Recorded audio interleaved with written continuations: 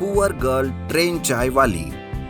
श्याम और उसकी बीवी दिव्या रेलवे स्टेशन में चाय बेचते थे। उनकी एक बेटी थी छुटकी। छुटकी बहुत ही होशियार और चुलबुली लड़की थी। दिव्या बहुत ही स्वादिष्ट चाय बनाती थी।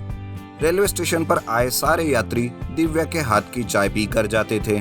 उन तीनों की जिंदगी यूं ही खुशी खुशी गुजर रही थी कि अचानक एक दिन उनकी जिंदगी में सब कुछ बदल जाता है और उनके हंसते खेलते परिवार को किसी की नजर लग जाती है। दरअसल श्याम एक हादसे में मर जाता है। दिव्या और छुटकी की दुनिया उजड़ जाती है। दिव्या इस सदमे से उबर ही नहीं पा रही थी और उसकी तबीयत खराब हो जाती है। अब घर भी संभालने वाला कोई नहीं था। दिन बहुत मुश्किल से गुजर रहे थे। दिव्या के पास जो थोड़े बहुत पैसे थे वो भी खत्म हो गए। ऐसे ही एक दिन घर का मालिक आता है। तब दिव्या सो रही थी। घर का मालिक दरवाजा खटखटाता है। ये सुनकर छुटकी बाहर आती है और वो कहती है, माँ की तबीयत खराब है, वो सो रही है।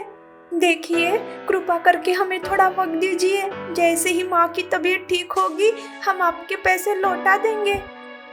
अच्छा, तो मेरा घर का भाड़ा कौन भरेगा?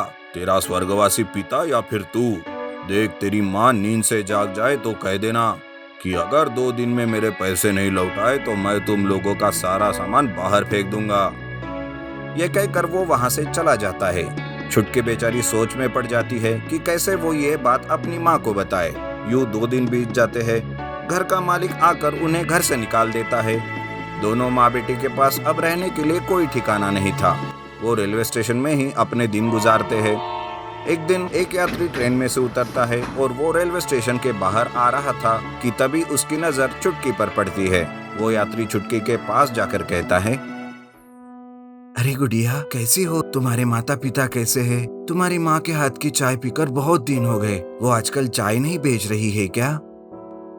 ये सुनकर छुटकी एकदम से रो पड़ती है और उस यात्री को सारी बात बताती है। वो कहता है, देखो बेटी, तुम ये उदास मत हो, मुझे तुम्हारी माँ के पास ले चलो। छुटकी उस यात्री को वही पास में बैठी हुई अपनी माँ के पास ले जाती है और वो यात्री उनसे कहता है, देखो बहन, मेरा नाम शर्मा है। मैं अक्सर बिजनेस के सिलसिले में एक शहर से दूसरे शहर जाता रहता हूँ। तुम्हारे पति श्याम बहुत ही अच्छे और नेक दिल इंसान है। भगवान उनकी आत्मा को शांति दे। बहन, ये लो कुछ पैसे और फिर से चाय का बिजनेस शुरू करो। भाई साहब, मैं आपसे ये पैसे कैसे ले सकती हूँ? मैं आपको जानती तक नहीं। देखो बहन, भाई कहा है ना, तो एक बार भाई की ओर से दिवाली का ये तोहफा समझ लो। भाई साहब, आपका बहुत बहुत शुक्रिया। शुक्रिया की कोई बात नहीं बहन, लेकिन एक शर्त है। वो क्या है?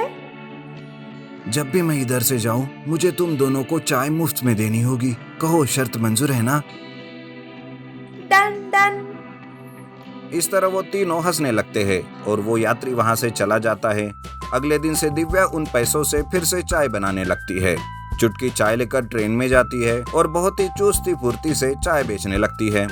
पहले तो लोग चुटकी से चाय खरीदने के लिए हिचकिचाते रहते थे क्योंकि वो बहुत ही छोटी थी, पर धीरे धीरे चुटकी की चुस्ती फुर्ती और उसका खुश मिजाज लोगों को पसंद आने लगा।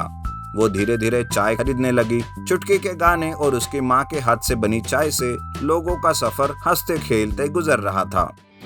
अरे चुटकी, 2 चाय देना मलाई मार के। वैसे चाय फ्रेश तो है ना? हाय राम, ये क्या बात कह दी भैया आपने। आप पहले एक प्याला पी कर तो देखो, फिर दूसरा प्याला नहीं मांगोगे तो मेरा नाम छुटकी नहीं। यो चुटकी उस ग्राहक को चाय देकर पैसे लेती है और आगे बढ़ती है। कुछ दूर पर एक बूढ़ा आदमी ठंड के मारे कांप रहा था। उसे देख चुटकी गाना गाती है, दादाजी आहे न भर, ठंडी ठंडी गर्मी में गरम गरम चाय पी ले चुटकी की चाय पी ले।